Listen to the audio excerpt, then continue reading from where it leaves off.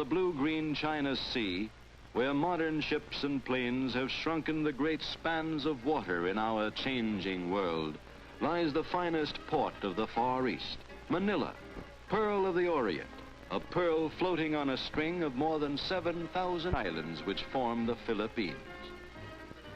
One of the main crossroads of the world for commerce and travel between East and West, and because of its strategic value, it was one of the most heavily bombed targets of World War II. The new Manila, being rebuilt today, more and more resembles an American city. People in Manila are much the same as people in any modern metropolis. But Filipinos are many peoples from many island provinces. North of Manila, high in the Cordillera Mountains of Luzon, are the primitive homes of the hardy Igorot tribes, hillbillies of the Philippines. They hunt, fish, and are noted for their handicrafts. Under the new democracy, women as well as men vote and have a voice in national affairs. Not many years ago, they were fierce headhunters, but today they've given up that gentle sport in favor of the more peaceful make-believe of the warrior dance.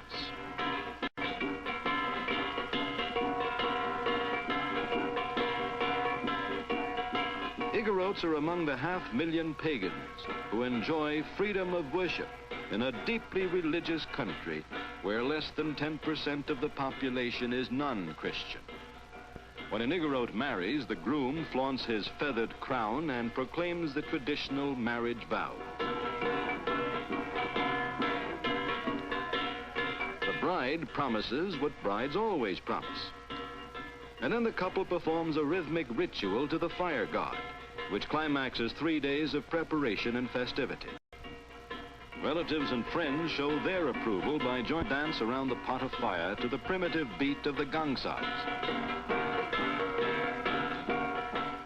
But here is the backbone of the nation, a symbolic portrait of the two things which spell life in the Orient, a family and rice. Soon the tiny seedling springs into fields of blossoming rice, which is nature's signal for the family to gather the ripened grain. It's back-breaking work. Harvest time brooks no idle hands. These brawny young arms reap long hours. The caribou, or water buffalo, pitches in with a family for the threshing. And then the tough husks are pounded in a mortar and broken. In the winnowing, the husks are carried off by the wind and the heavy rice kernels fall back into the tray. It has taken 5 months from the planting of the seed to fill these bags with a family treasure.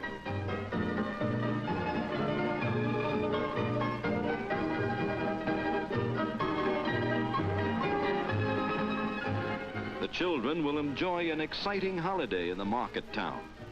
Mother will relax and take her first rest in long months of toil and worry.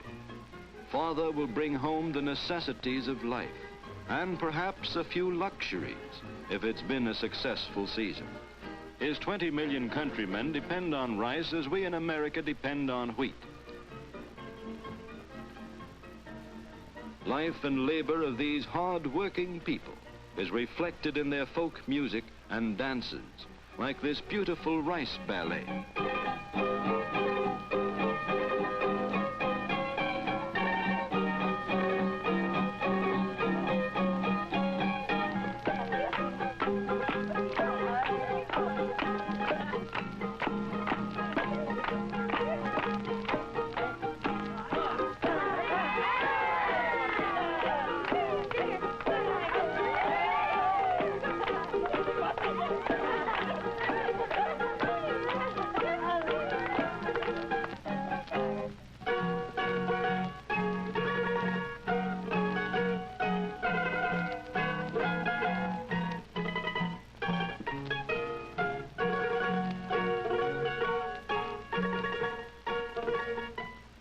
The traditional dance ends as the wind sweeps up their rice husks, along with the lilting strains of their tuneful music.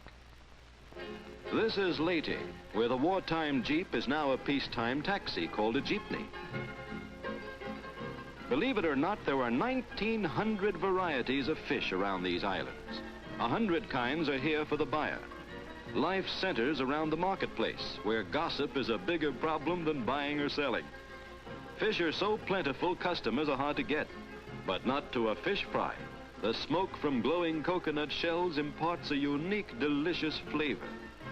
However, the favorite delicacy at a holiday outing is lechon, barbecued pig stuffed with wild rice and spices. What's this, a poultry show? No, it's a cockfight. They're as popular here as bullfights are in Mexico. Like boxers, their weights are checked before entering the ring. Betting is an important feature of a cockfight. The spurs are fastened with an expert hand.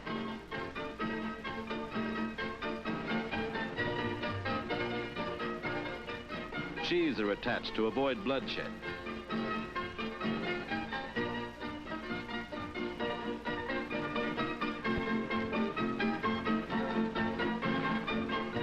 Their handlers are ready. And there they go. The red rooster is a 2-to-1 favorite.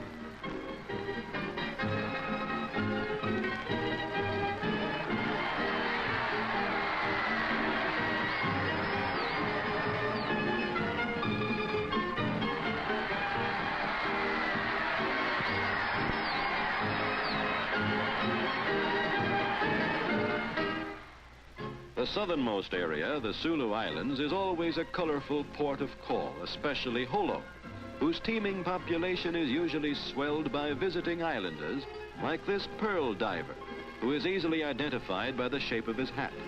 As we've already learned, Filipinos are many peoples. These people are Moros. Their religion is Muslim. Unlike their pagan countrymen, the Igorots, Moros have a formal wedding service. The beating of the gangsa, the Moro church bell, ushers in the bridal party. The high priest or imam reads from the sacred Quran.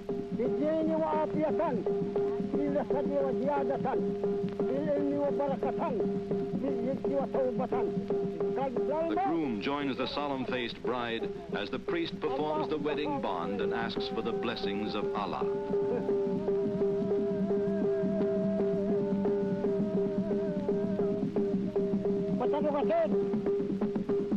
The painted bridegroom treats his guests to a one-man show.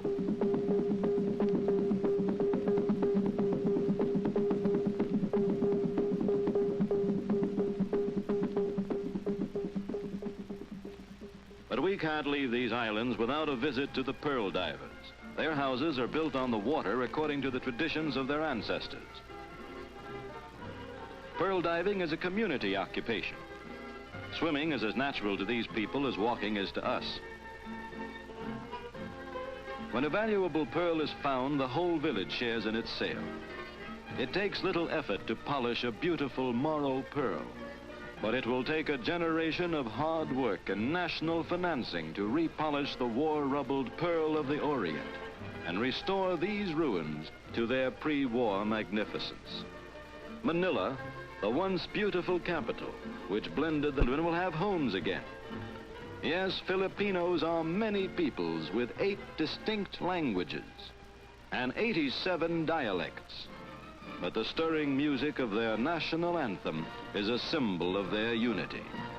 They work for a common cause, confident of a bright future, for there cannot be a shadow without light. That light is their faith in our changing world.